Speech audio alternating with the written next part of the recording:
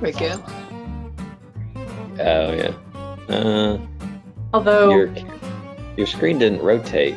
Let's just do it regular. all right. Well, hi. Great. Hi. Thanks for doing this. Tell me what have you been up to since we filmed? You got grandkids? I know. I do. I'm up to 5. Yeah. Yeah. It's a crazy thing. Yeah. So it's great. It's great. Yeah. So been dealing with COVID, of course, and Mark and I took a trip out to Utah since pretty much all of our cruises and everything was canceled. Yeah. And I had never been there, and we rode horseback through the canyons, and it was Nice. great getting back to nature thing. It was really fun. Yeah. That's good. So, Well, tell me a little bit about like what it was like growing up and kind of how you ended up getting into acting and things like that. my freshman year in high school, I tried out for the musical, and Mm. I think at this point I was in a cappella choir. So, I just assumed that I would be in, and I did not make it. And I was devastated. I couldn't Yeah. understand it. I either think it was a mistake or I sort of annoyed him because I talked a lot, and I don't know what the reason was, but I did not make it. And I was really hurt, really mad. And that anger turned to, well, I'll show him. I'm going to try out for the spring play and he'll see that I can act. So there.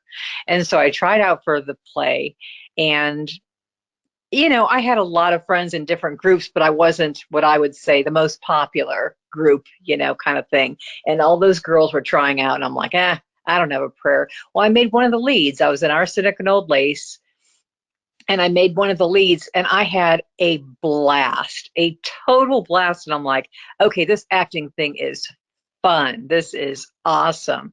So I kind of did it, just to say, hey, look at me.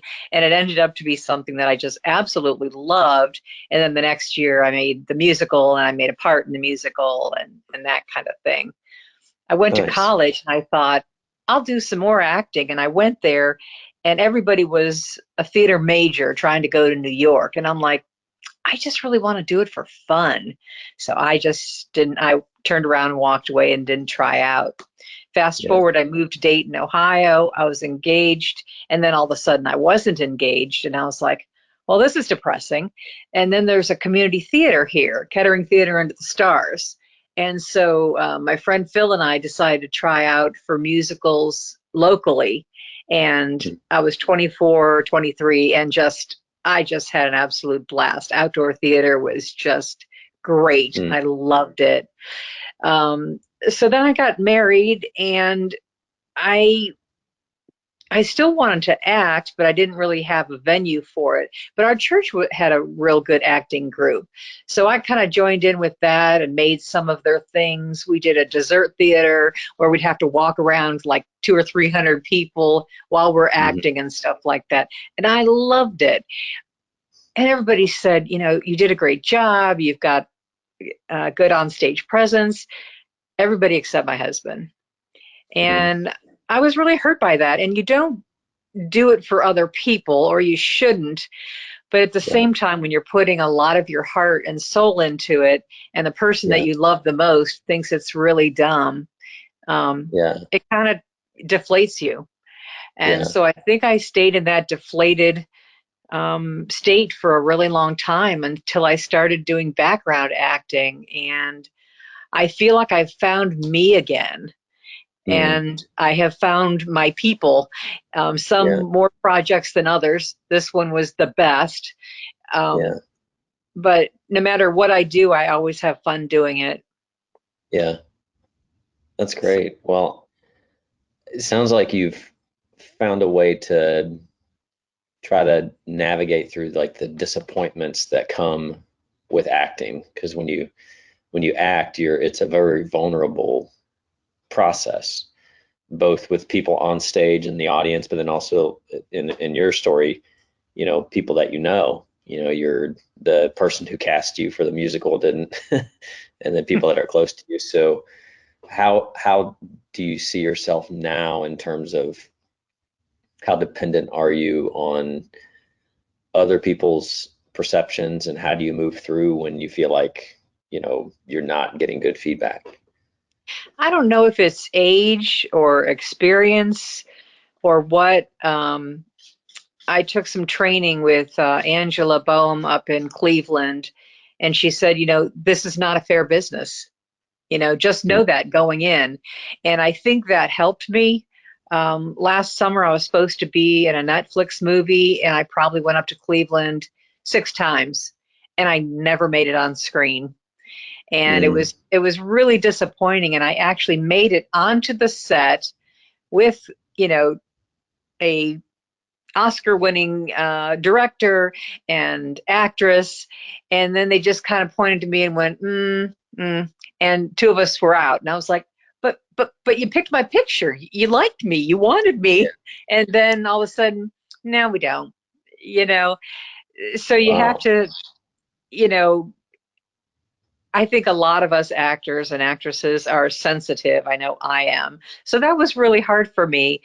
It wasn't too long after I got a commercial and I needed a husband, so I grabbed Tom, who I had met through, you Yeah. guys and stuff.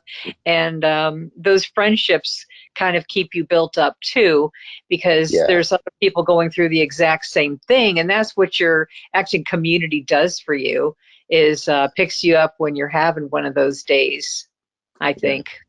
Yeah. Yeah. Tell me more about the Hope film and kind of the process of deciding to read for it and the role that you played, and then kind of the benefits. You talked about some of the community. Just kind of tell me about your experience overall. It was a real positive experience auditioning. I think a misconception is that we want all this attention, that actresses, we want all this attention. You know what? It's really not. I like every piece of it. I like auditioning. I like practicing my lines. I like going through it with everybody. The applause at the end, so to speak, is the icing on the cake, but it's really not what it's all about you Yeah. know so I go to this group. I had had a kind of questionable experience the week before. I don't know, may have to cut this out, but the week before, 2 weeks before, I had done a Christian music video. I was feeling good about myself. I was really happy. I went to one the next week, and I didn't know where the location was, but I got there. Long story short, it was a swing club. And I was like, I am out of my element here. I do not belong here. God, I am so sorry I'm here. It was just really crazy. So you never know where you're gonna end up. And Yeah. so it was the same way with Hope Actually. I was trying out. I didn't really get a feel for what it was about.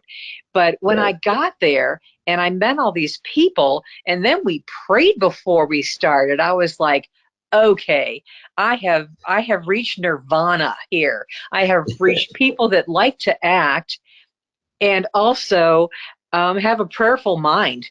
So I Yeah. was just on top of the world.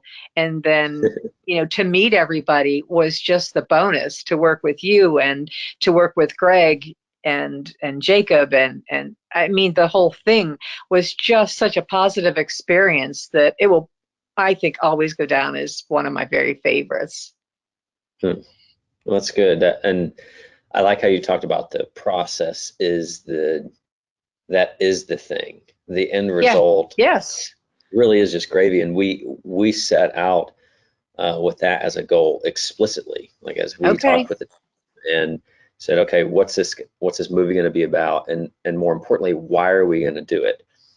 So some movies are more so about the final product. They have a good message and they want to get that message to people, so they're creating the piece to do that.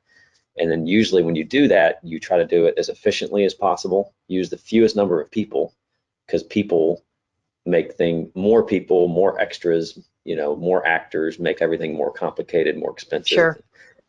And we just said, no, we want to make things the most difficult and complicated possible, because it involves lots of Mm. people and it creates community and it is more opportunities for people to have lead roles that have been acting and are talented, but don't all you don't have a lot of opportunities to have a lead in a feature, Or a you know, line, or you a know. line, yeah. Yeah, So, and I know it's not a big budget Hollywood movie, but we wanted to give that experience to as many people as possible. And then same thing with me, my vision, my goal all along was to engage in the process and not be so focused on the end result. And I believed in doing so that we would be left with something special. And agree. so far, I think that is, I'm really pleased with how everything turned out. I know you haven't seen anything Thing I yet, know, so so excited. The part that yeah, I I'm really, played was so interesting to me. It was about a woman whose husband had died and how she's going through the grieving process, and it's not unlike the divorce I went through. A divorce is a death. You are giving up the dream of having a lifetime love, and that still kind of brings me to tears. Um, yeah, but you know she came out the other side, and I feel like I have done the same thing. I think the most poignant part for me was looking at my wedding dress and then looking at the picture of mhm, me and my husband as kids. And I brought my own picture because it fit, and it just yeah, fit. And yeah, the tears that I was shedding were real tears. sure, And I think when you bring your own experience into your character, it makes a more real character. And so it yeah, allowed me to work through some crazy feelings and relive and remember and to grow. And hmm, that's a lot for a little film to do. It may not be Hollywood, but it yeah, felt Hollywood to me. yeah. Well, it's so good to hear that our vision, our goal was accomplished.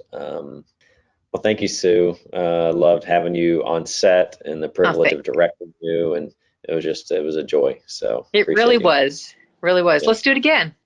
yeah, absolutely. All right, cool. All right. All right, yeah, You take thanks. care.